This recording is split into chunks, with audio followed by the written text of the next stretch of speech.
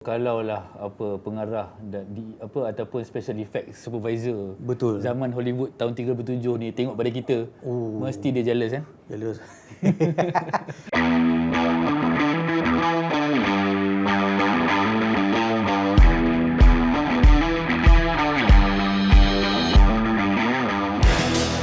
Ya, selamat kembali ke dalam program Condenser. Jadi sebelum saya nak start pergi jauh ke dalam apa yang kita nak bincang hari ini, saya nak tanya, anda dah subscribe ke belum?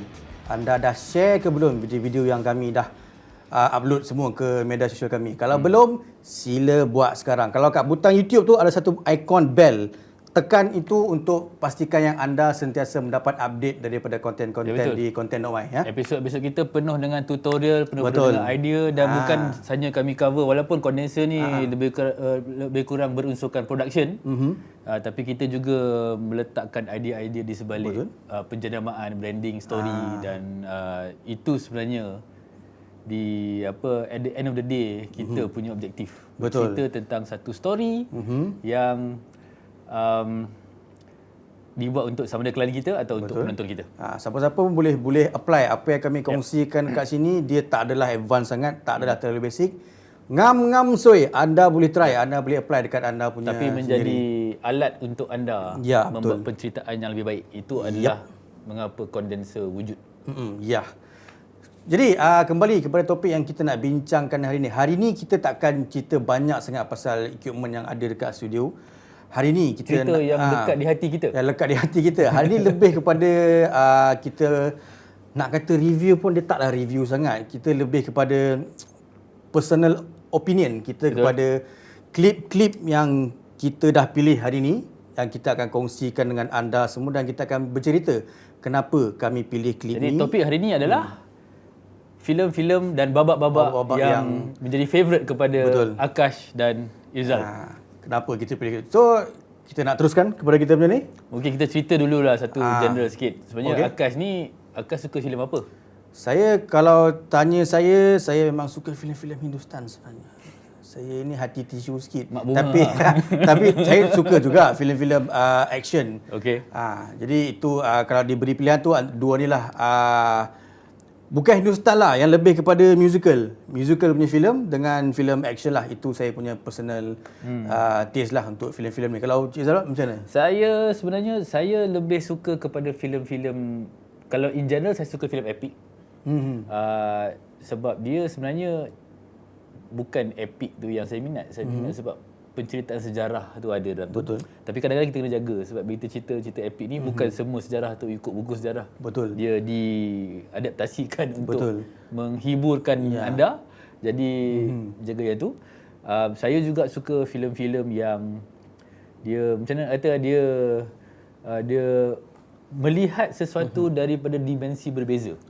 Sama ada real ataupun science fiction ataupun drama pun, tapi dia melihat satu isu yang ni. Jadi apa kita buat hari ni, saya pilih 3, Akash pilih 3. Kita tunjukkan kepada anda babak-babak apa yang kami pilih dan kita review babak tu untuk tengok apa yang kami suka kepada penceritaan dalam filem. Tapi saya nak cakap satu, Akash. Saya ni dah lama tak tengok. Movie. Bukan tak tengok, saya dah lama tak jadi penggemar filem ataupun penonton filem yang konsisten. Bila kali terakhir masuk panggung? Lama dah masa tu. Itu pun anak saya yang ajak tengok cerita Avengers. Sebenarnya sebab dia macam ni. Satu, of course lah, bila kita dah sibuk kan, dah tak berdating macam dulu, dah kurang lah sebab dah pergi tengok yang kan. Nombor 2, saya ni macam saya cakap kan, saya ada filem-filem kegemaran saya dan filem-filem epic apa semua ni dah kurang keluar. Jadi cerita-cerita pasal sejarah yang melihat kepada macam Inception apa saya pergi tengok. Tapi cerita-cerita yang sebegitu dah kurang kalau compare dengan zaman saya. Saya sebenarnya tak berapa minat sangat cerita monster dengan cerita superhero ni yang keluar yang banyak keluar di filem sekarang. Yang sekarang ni memang Marvel pegang. Macam Star Wars pun saya tengok boleh dianggap sebagai satu cerita superhero, tapi cerita tu ada dia punya dunia dia sendiri. Tapi kalau tengok cerita superhero, end of the day hero mesti menang. Tahu. Kalau cerita monster contoh macam Godzilla, last kali Godzilla mesti mati. Betul. Jadi bila filem tu predictable, saya kurang sikit nak pergi tengok kat panggung ni. Faham. Itu masalah saya lah. So kalau macam untuk saya okey lagi lah sebab filem Marvel masih lagi pegang. Saya pun peminat juga filem-filem action, filem-filem superhero. So masih lagi ke panggung wayang. Cuma kadang tu saya dahagakan juga filem-filem yang orang kata betul-betul mencabar minda kita. Dan bila kita tengok tu, saya suka guna istilah kalau saya pergi wayang, saya keluar, saya nak kenyang. Kenyang tu maksud dia kenyang dengan apa yang diberikan oleh pengarah filem tu kepada saya. Bukan sekadar tengok habis keluar hilang, tak ada. Sebab tu bagi saya di Condenser ni kita ada satu dinamik yang menarik. Kalau tengok daripada segi cara kita pilih filem kita pun berbeza. Betul. Ini semua pendapat peribadi kita. Saya ni orang story. Ya. Saya technical tapi saya lebih pentingkan story. Akash adalah seorang yang kreatif. Betul. Seorang yang technical juga. Boleh. Jadi pemilihan dia berdasarkan kepada apa kita suka di situ. Okey? Tapi last sekali kalau kita buat corporate video, jangan ikut peribadi. Jangan ikut peribadi. Ikut klien. Nak buat peribadi, buat filem. Buat filem, betul. Okey. Kita mulakan dengan saya akan mulakan dulu dengan klip filem pilihan saya. Okey, untuk klip filem ini orang-orang lama mungkin tahu lah kot sebab kita akan patah balik ke tahun 1930-an. Filem Dr. Jekyll dan Hyde. Ini tahun 1937 tak silap saya, filem black and white. Jadi sebelum saya paparkan klip Dr. Jekyll and Hyde ni, apa yang saya nak tunjukkan dalam klip ni sebenarnya ialah bagaimana kalau sekarang ni kita ada CGI. Kan kita nak tukar muka kita, tiba-tiba muka biasa nak jadi Pontianak, tiba-tiba nak jadi Serigala Jadian. So sekarang ni ada CGI, tak ada masalah. Tapi kalau dulu, macam mana dia orang buat? Betul-betul memang tak ada CGI. So sebelum saya bercerita, apa kata kita tengok dulu klip daripada filem Dr. Jekyll and Hyde.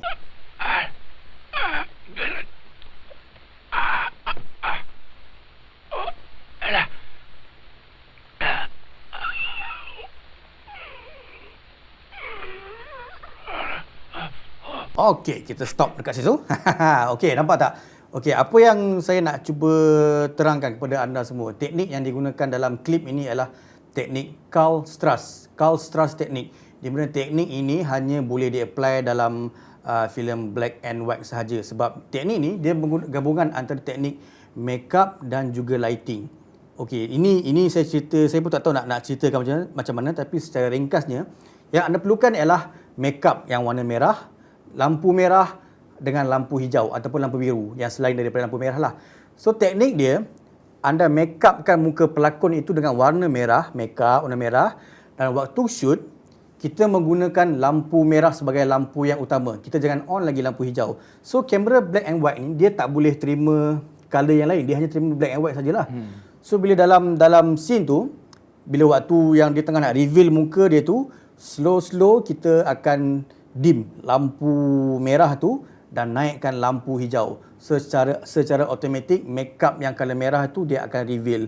Jadi itulah teknik yang digunakan. Jadi filem tu sebenarnya tak ada cut. Tak ada cut, tak ada CGI. Dia cuma change of light. Betul, change of light itu sahaja. Menarik. Dia sama juga ada satu lagi klip yang saya nak tunjukkan ni, klip daripada tahun 1930-an juga. Tak silap saya nama filem ni The Octopus. Cuba kita tengok klip ni. You're the octopus. You're right, Mr. Morgan. I have a pair of arms for each of you. Arms that will strangle. Itu teknik yang saya katakan tadi. So di mana suntingan dia buat menggunakan gunting. Gunting dan juga dia tak ada fade in fade out, dia tak ada fade in fade out. Ini memang betul-betul bagi saya ini yang saya boleh katakan betul-betul kreatif. Orang-orang dulu memang kreatif sebab saya tak nak katakan dia orang macam limited, tak ada benda, tapi dia orang boleh berfikir macam mana nak jadikan scene tu. Dia orang fikir sampai okey, aku nak scene macam ni, make sure kita buat sampai dapat. Mungkin dari itu yang kita katakan sebagai berfikir di luar kotak pemikiran kita untuk kita dapatkan scene tu. Jadi itu sama klip lah saya. Juga kalau lah pengarah ataupun special effect supervisor. Betul. Zaman Hollywood tahun 37 ni tengok pada kita, mesti dia jealous kan? Jealous. Jadi itu klip daripada saya. So kita tengok pula klip pilihan daripada pilihan pertama saya datang daripada ini satu filem yang keluar tak silap saya lebih kurang tahun 1998. 1998. Masa tu saya masih lagi kat matrik lagi. Okey. Filem ini adalah filem epik. Macam saya cakap, saya peminat filem epik. Dan filem ini berdasarkan sejarah di tamadun Rom. Kalau anda pernah dengar pelakon nama Russell Crowe, anda akan tahu yang saya bercakap tentang filem Gladiator. Gladiator, ya. Gladiator bagi saya adalah satu filem yang saya sangat suka. Saya rasa saya berpuluh kali saya tengok cerita tu, cerita pasal Maximus. Kan? And watak Maximus adalah dia punya protagonis dia. Kan? Dan ini salah satu filem yang dia skrip dia cantik, lakonan dia cantik, muzik ditulis oleh James Horner lah. Yang itu yang buat cerita Titanic.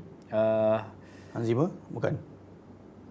Kejap. Kat Man, tengok siapa yang tulis muzik. Hans Zimmer. Kat balik Start daripada kenapa aku suka. Okey. Filem ni bagi saya semua cantik. Dia punya skrip cantik, dialog cantik, muzik ditulis oleh Hans Zimmer cantik. Dia punya lakonan establishing shot. Bagi saya it's a very packed movie. Dalam masa 2 jam lebih dia boleh menceritakan sejarah yang panjang mengenai Rom. Okey. Dan seperti biasa macam saya cakap, saya tak suka filem yang predictable. Hero mati kat ujung. Watak Maximus tu? Dia akan mati kat ujung. Okey. So cerita dia mengenai seorang general, general perang Rom di bawah Caesar. Caesar ni kira emperor lah. Raja Rom lah nak cerita. Kan? So dia jadi famous.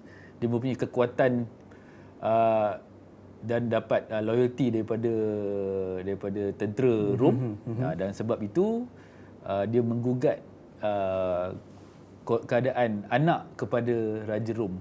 Yang Raja Rom sekarang dah tua, tak lama lagi sebelum dia habis kan, dia nak umumkan siapakah dia punya pengganti dia lah.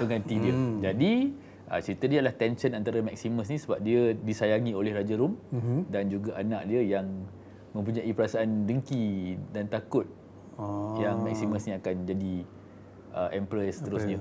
Last kali dalam cerita tu kita tengok anak Raja Rom ni dia bunuh bapak dia dan dia take over. Jadi itu jadi dia nak bunuh macam cerita Hang Tuah jugalah kan. Dia cuba bunuh Maximus ni. Jadi Maximus ni jadi gladiator untuk kembali kepada bandaraya Rom untuk nak dapatkan dendam. Dia cuba bunuh, dia bunuh anak, dia bunuh isteri dia. Dan itulah cerita kenapa dia general famous di Rom boleh jadi gladiator. Okey. Tapi apa yang saya minat klip saya ni adalah saya nak pilih babak antara babak pembukaan. Opening. Okey. Dia bukan cerita kat Gladiator. Gladiator dah jadi banyak aksi dah. Betul. Fight. Yang ni pun cerita tu yang ni dalam babak fight juga. Tapi saya nak tunjuk transisi dan establishing shot yang digunakan untuk nak establish seluruh karakter Maximus ni. Daripada orang yang ada perasaan dia sendiri, perasaan dalaman dia, dan juga menjadi raja general yang tegas dan berjaya. Kita tonton klip ni.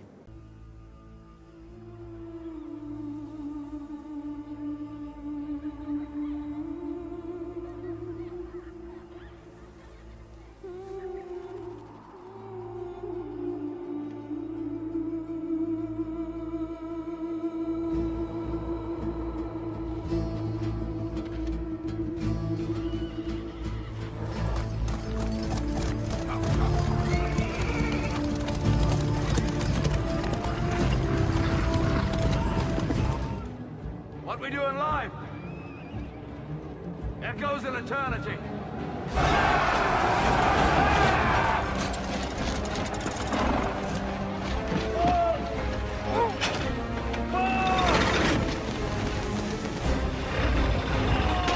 Apa yang tertarik kat saya, apa yang anda nampak dalam klip tu, banyak perang, banyak cakap. Itu best, dia punya dialog tu. Tapi cara dia boleh, bila kita buat satu movie, and especially movie tu dia punya cara kita nak establish karakter tu, banyak benda nak establish.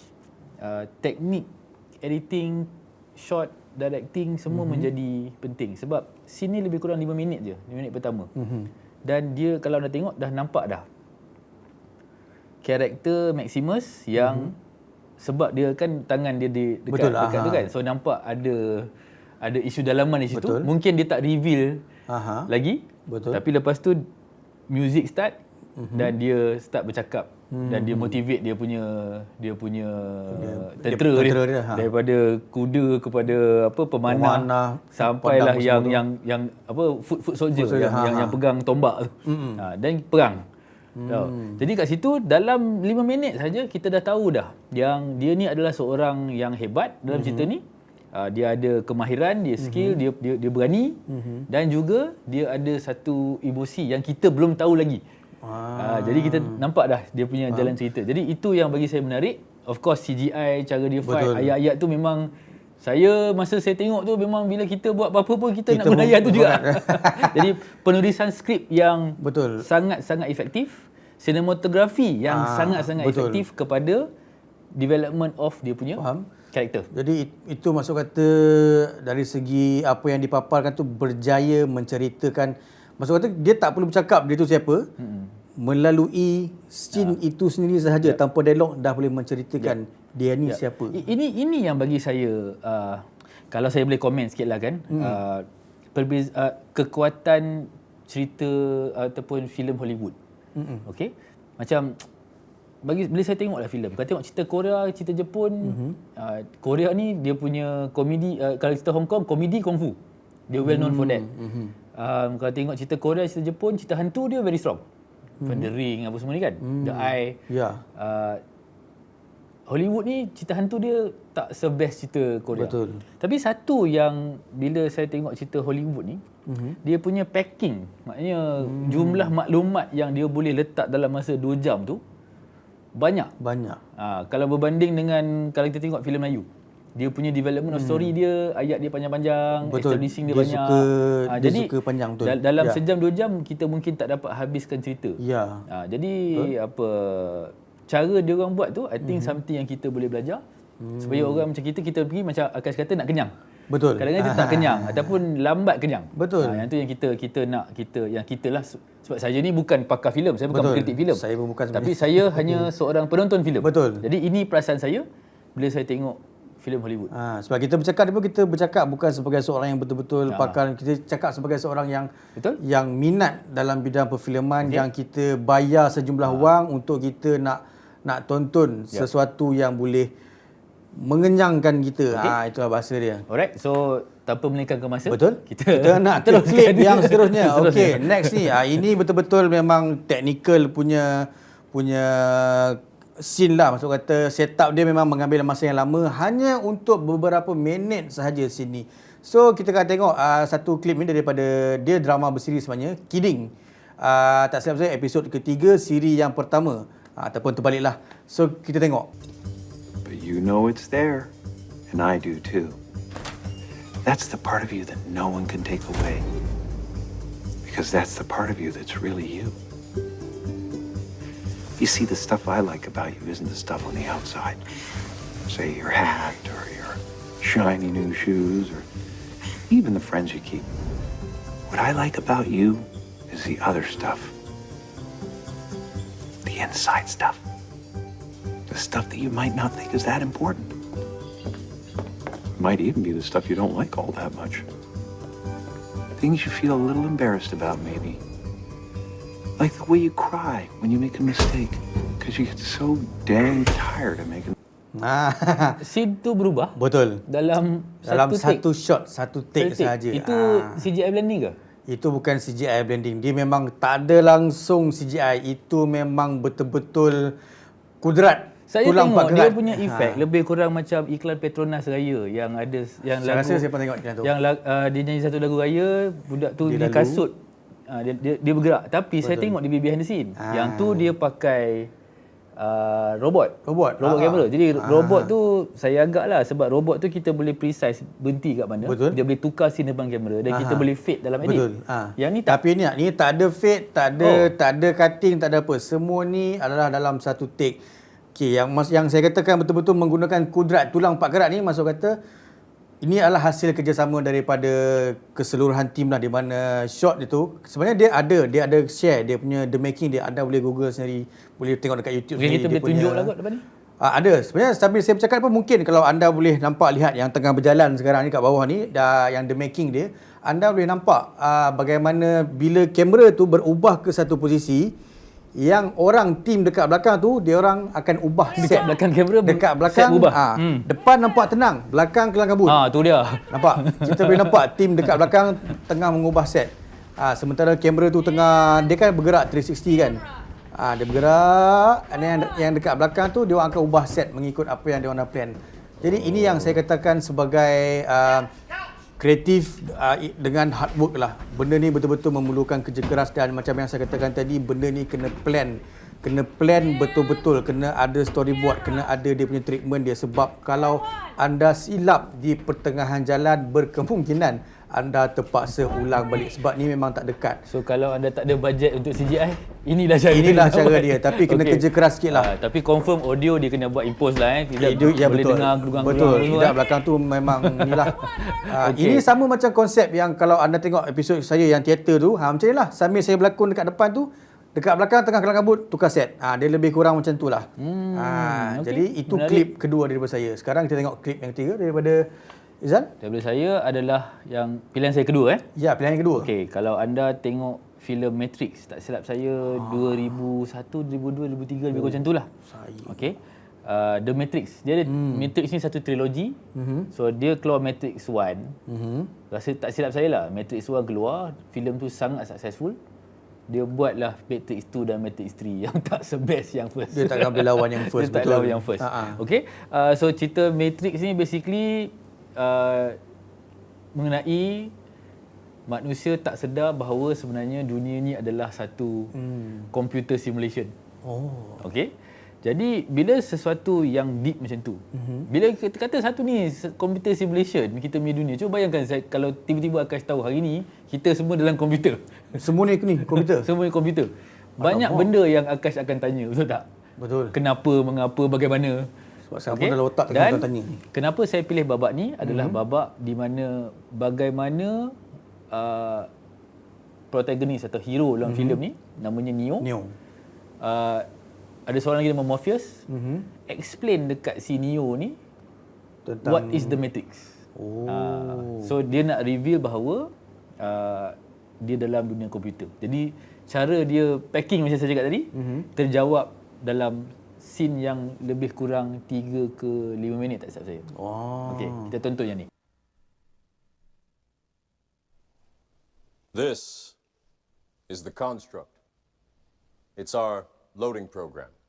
We can load anything from clothing to equipment, weapons, training simulations, anything we need.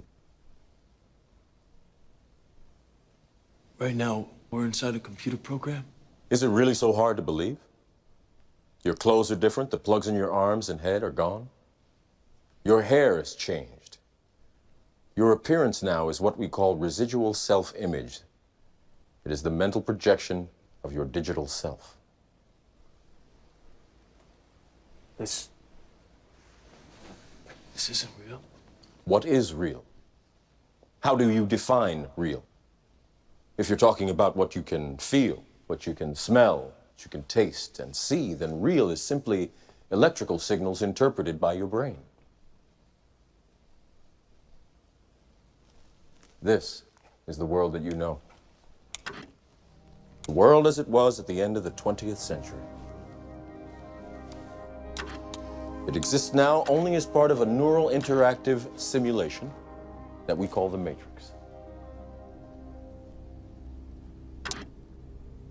You've been living in a dream world, Neo. This is the world as it exists today.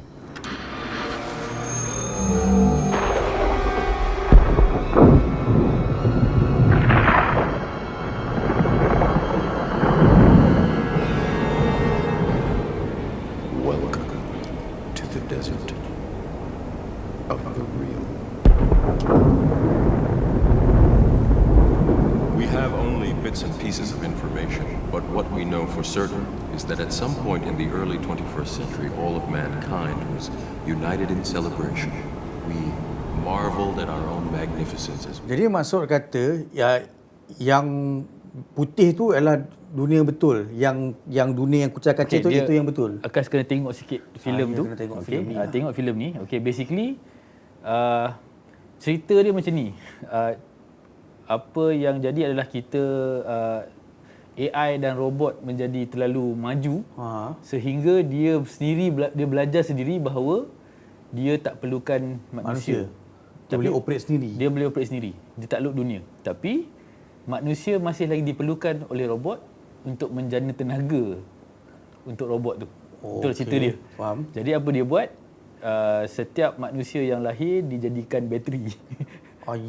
Tapi sebab dia nak hidup, dia terpaksa memastikan bahawa setiap orang dalam yang dunia betul ni dia ditidurkan dan diletakkan computer simulation. Alamak.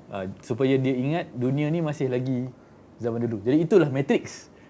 Jadi kalau cara dia explain apa tu Matrix, memang masa tengok filem ni, kalau tengok dalam 20 minit pertama, apa yang skrip dia, what is the Matrix, what is the Matrix, what is the Matrix, kita pun tertanya-tanya. Inilah dia punya babak yang benda ni semua diceritakan. Yang menarik masa dia cakap tu, apa itu satu what is real? How do you yang tu define yang real? mencabar fikiran sikit bagi saya. What is real? How do you define real? Alamak. Deep ayat dia. So deep. Itu yang saya minat. Ingat tak cerita yang kalau banyak orang buat cerita yang dia baring ke belakang, Betul. elak peluru. Itu yang Matrix kan? Yang punca dekat yang tu. Itu saya ingat. Lepas tu pakai spek hitam. Betul, itu saya ingat. Itu yang paling best. Tapi saya cakap lah, sebab saya nak masuk kat sini. Saya masa tu nak pilih sama ada babak tu ataupun lakonan oleh Agent Smith. Yang ramai tu. Agent Smith ni kira agent yang paling jahat lah dalam cerita tu. Semua jahat tapi dia yang paling dahsyat. Yang boleh clone tu kan? Dia boleh clone. Agent Smith tu, dia punya lakonan memang best. Kalau watak jahat itu memang bagi saya itulah watak jahat yang paling saya suka dalam filem. Okay Akash, next. Okay, next film. Okay, ini kira simple. Ini dia lebih kepada konsep mise-en-scène lah. Mise-en-scène yang masuk kata dia punya set design, production design, masuk kata apa yang berada dalam scene tu, bagaimana dia hiaskan scene tu supaya dia, apa yang nak disampaikan tu penonton pun turut sama rasa macam berada dalam scene tu. Next film yang saya nak tunjuk, nak kongsikan klip lah daripada filem ni, The Grand Budapest Hotel. Okay, apa yang saya sukanya pasal The Grand Budapest Hotel ni, filem dia dalam konsep 4x3. Dia bukan yang sinema punya simpanan yang biasa tu. Dia dalam 4x3. Dan dalam 4x3 tu, bagaimana dia set up situ ialah macam mana dia masukkan ke semua pelakon, set, segala prop apa semua, bagaimana dia susun dalam satu skrin yang orang kata apa, dia lebih kepada konsep realism. Kamera tu tak ada nak balas-balas kiri kanan, tak ada. Dia pacak, itulah dia. So contoh dia macam klip yang saya nak tunjuk ni lah. So jom. Grand Budapest Hotel.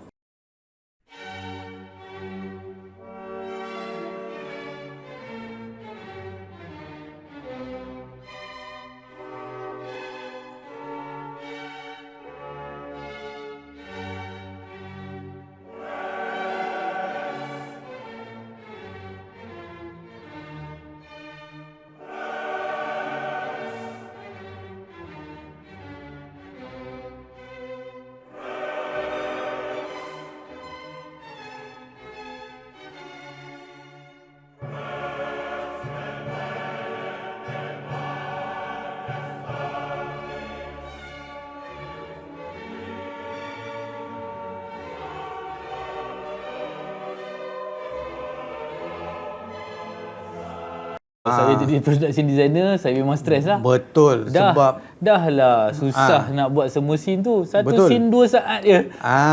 Jadi sebab dia punya, dia nak, kalau nak saya nak ceritakan pasal sinopsis filem ni, saya ingat saya dia pasal seorang pemilik hotel ni, dia kena tuduh sebab mencuri skeping gambar, tak silap saya. So dia tujuan dia lah, dia kira nak buktikan yang dia tak bersalah, bukan dia yang curi gambar tu. So itu yang saya ingat saya lah. Jadi kat scene tu sampai habis movie ke macam mana? Dia ada opening dengan ending, scene tu macam dia punya scene dia punya sinematografi dia macam biasa, 16:9 yang biasa. Tapi bila masuk ke penceritaan tentang gambar yang kena curi apa semua tu, dia dah masuk ke 4x3 punya konsep. Dan dia cut macam tu. Dia pak macam tu je. Dia berapa kali dia cut sepanjang movie tu? Sepanjang movie tu lah. Ayuh. Memang macam tu. Penat. Dan apa yang saya suka adalah dari segi macam mana perspektif scene itu sendiri. Bagaimana anda boleh nampak kalau kata dia macam kalau anda tengok episod kita yang kita bercerita pasal shot. So macam mana anda nak setting shot tu supaya dia nampak menarik. Dekat mana anda nak position dekat yang rule of third tu. Dalam 4x3 ni dia punya rule of third akan jadi kecil lagi lah. Dia takkan besar panjang macam rule of third yang 16:9 punya. So sebab itulah kalau anda tengok Grand Budapest Hotel ni, kebanyakan subjek dia berada di tengah-tengah. Dia tak ada tepi, tak ada kiri, tak bawah, tak ada. Semuanya berada di tengah-tengah sebab dia nak perspektif dia tu. Tapi saya nak belajar teknik tu sebab sekarang ni banyak video kena dekat TikTok. Dia dah jadi 9:16. Saya rasa tu taktik yang baik. Betul. Sebab tu so kalau Grand Budapest Hotel ni nak buat TikTok senang sebab semua dah kat tengah. Kalau kat scene macam tu, saya production designer sakit jiwa lah. Kita pasal kita set up 2-3 hari, director action cut. Yes. Dia memang itulah dia hard work yang macam yang saya katakan tadi lah. Orang kata apa, kadang benda set up plan tu mengambil masa yang sangat lama. Hanya untuk satu scene yang berdurasi 5 ke 10 minit macam Tapi tu saja. betul. Dulu kita buat satu short film 3 ke 4 minit je. Kan, Tapi dia punya setup shooting dia 3 hari. betul. Itu pun saya terpaksa adjust script supaya kita boleh meet kita punya production budget. Bajet betul. So masa tu memang saya start appreciate lah buat filem. Betul. Sebab kita buat corporate ni straightforward. Betul. Benda tu dah depan kita tak perlu pelakon Betul, ataupun tak prop. perlu. Sebab bila kita pergi ke kilang contohnya, itulah prop. Benda tu dah ada. Benda tu dah ada kat situ. Nak pilih pelakon, nak pilih setup. Betul lah, nak tengok adjust set, betul. kan. Lepas tu miking tak boleh nak ada, kena Betul, sembunyikan kena apa sembunyikan. Itu antara perbezaan yang ketara lah antara kita nak bikin filem dengan video corporate lah. semua. Outdoor scene mudah sikit. Indoor scene contohnya lampu duduk atas. Kita mana ada rig nak pasang tinggi. Betul. Bajet filem. Okey. So, jadi itu dah 3 daripada saya. So Okey, satu lagi, saya punya last. pilihan yang terakhir. Tadi saya cakap saya tak minat cerita jiwang kan? Jiwang. Okey, saya minat cerita Alamak. epik. Okey. Tapi apa berlaku kalau ada satu filem epik yang Bercampur dengan jiwang. bercampur dengan jiwang? Jadi, okey. Mungkin ramai yang akan terkejut bila saya cakap ini antara babak saya yang favorite. Yang favourite. Okey. Saya nak tunjuk kepada scene babak M. Nasir sebagai pelakon, Datuk M. Nasir. Okey, macam tahu je filem apa? Macam tahu je. Dalam filem Puteri Gunung Ledang. Ya. Okey, jangan kecam saya lagi. Tunggu dulu Jangan saya cerita, kecam. tengok dulu sini baru kecam saya. Jangan kecap. Okey. Tengok dulu. Tengok dulu. Okey, dia tengok sini.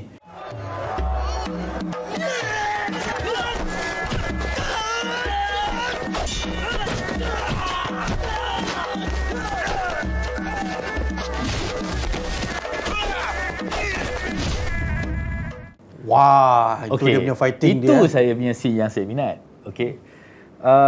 Macam saya cakap, saya suka tengok cerita epik. Okey. Okey. Dan bila cerita epik tu menceritakan kisah orang Melayu Okey. dan meng-highlightkan satu budaya orang Melayu. Saya sangat bangga, saya sangat happy. Betul. Ya. Ini adalah bagi saya lah, saya dah banyak tengok cerita yang ada babak fighting gaduh kan. Ya. Martial art ni. Apa yang memang saya excited lah bila tengok ni kan. Saya tengok ini adalah scene yang di mana silat bagi saya Betul. Ya. dapat dikoreografikan dalam satu perasaan yang real. Betul. Kalau tengok dulu drama-drama pendekar apa semua, apa dia buat sama dia speed up kan. Betul. Saya movement rasa itu. yang ni pun speed up tapi tak nampak obvious. Ada yang sebelum tengok Mungkin sama permainan kamera sebab kot. lah silat ni kan dia kadang-kadang dia bunga dia Dia ada banyak. bunga dia, ya. Kan. Kalau kita jenis yang minat action, kita tak minat lah kalau Nak bunga-bunga sangat. banyak bila bergaduh pakai bunga ni kan. Sebab kita dah benchmark cerita kungfu. Betul. Kan? Semua fast action. Tapi babak ni dia boleh hasilkan fast action, dramatic fight scene menggunakan budaya kita sendiri. Yang tu saya tak tahu, saya ni bukan orang martial art lah. Ya. Kan? Tapi saya tak tahu ini silat apa, tapi dia pilih teknik silat tu dan menceritakan dari segi tu. Tapi terus terang saya cakap masa saya tengok opening scene ni, saya memang macam best cerita Puteri Gunung Ledang ni. Tapi lepas tu dia jadi cerita Hindustan. dia menjadi cerita Hindustan kan. Suka cerita percintaan kan. Kalau saya lah kan, cerita Puteri Gunung Ledang ni yang menarik bagi saya adalah kan Puteri Gunung Ledang cakap pada Sultan yang kalau nak kahwin dengan yang dia kena syarat-syarat 7 tu kan. Saya ingat dia akan buat syarat-syarat tu. Dia akan tunjuklah yang Sultan tu follow syarat-syarat tu kan. Jadi apa, nampaklah dia punya CGI sikit apa. Tapi mungkinlah saya nak salahkan tak boleh kan. Kalau saya happy yang Puteri Gunung Ledang ni menceritakan tentang kita punya folklore Melayu. Betul. Okay? Cerita sejarah Melayu. Tapi mungkin sebab kekangan bajet, mereka terpaksa kreatif untuk nak ambil angle mana. Jadi kita boleh buat yang scene silat tu, tapi nak buat yang 7 tu mungkin tak boleh. Itu mungkin kan. Tapi bagi saya sebagai bukan pakar filem, tapi penonton filem, saya yang minat cerita-cerita epik ni, saya tertarik dengan aspek bahawa ini adalah cerita tentang sejarah Melayu. Tak kisahlah cerita dongeng ke tak, itu tak penting. Tapi itu cerita kita. Betul. Kan? Macam hikayat Mero Mahwangsa pun saya minat. Betul. Kan? Tapi itulah untuk membuat satu filem epik di dalam industri di Malaysia di mana kita punya volume tak besar, kutipan tiket pun tak dapat banyak. Saya faham kenapa sukar untuk dibuat. Dan saya appreciate lah angle tu. Tapi saya minta maaf sangat-sangat sebab saya tak minat yang angle bila cerita-cinta ni. Betul. Macam cerita hikayat Mero Mahwangsa contohnya. Dia banyak kepada story pergolakan, peperangan apa semua. Dia kurang cinta. Cinta ni kita terima. Bukan tak tengok. Tapi tak bolehlah sampai lebih daripada 50% cerita pasal cinta tu. Betul. Itu, kalau bolehnya kalau kata pasal sejarah memang fokus betul-betul pasal sejarah. Ini saya punya pendapat saya sendiri. Kan. Cuma itulah macam tengok bila tengok Mero Mahwangsa contohnya. Cubaan untuk buat fight scene menggunakan CGI nampak sedikit artificial. Kan? Sebab memanglah bila kita nak buat filem untuk tayangan lokal, kita buat dalam kita punya local language kan.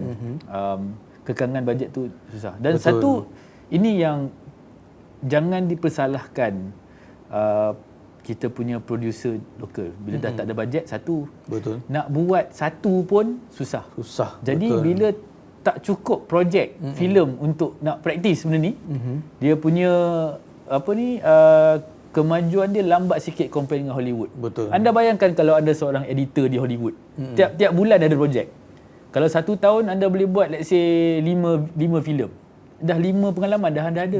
Kalau kita 5 tahun sekali buat satu filem CGI. Kan? Itu macam mana kita nak ada di situ itu pendapat saya lah. Jadi saya pilih bab tu sebab saya minat filem Hollywood sebab mereka boleh buat apa yang saya nak kan. Tapi bila saya nampak filem lokal yang menggunakan kreativiti, saya nak bawa ke depan sebab saya appreciate kebolehan dalam kekangan. Macam yang tadi lah, yang klip yang saya tunjukkan tadi itulah.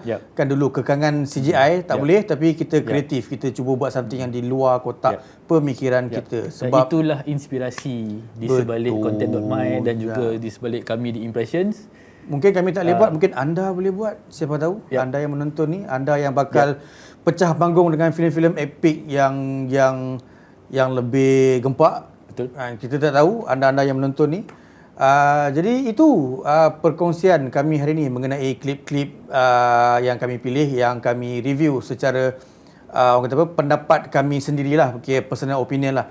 Jadi kalau anda ada pendapat anda, tak ada masalah, boleh kongsikan di ruangan komen di bawah. Kalau kata anda ada klip, ada filem-filem yang anda rasa kami patut tengok dan patut share dengan anda. Kalau anda tak setuju, bagi tahu. Tapi kalau komen, boleh sila bagi tahu kita kenapa. Kenapa? So kita pun inginkan feedback itu sebab kita pun nak belajar juga daripada jangan anda. Jangan sekadar kecam dan lari. Jangan.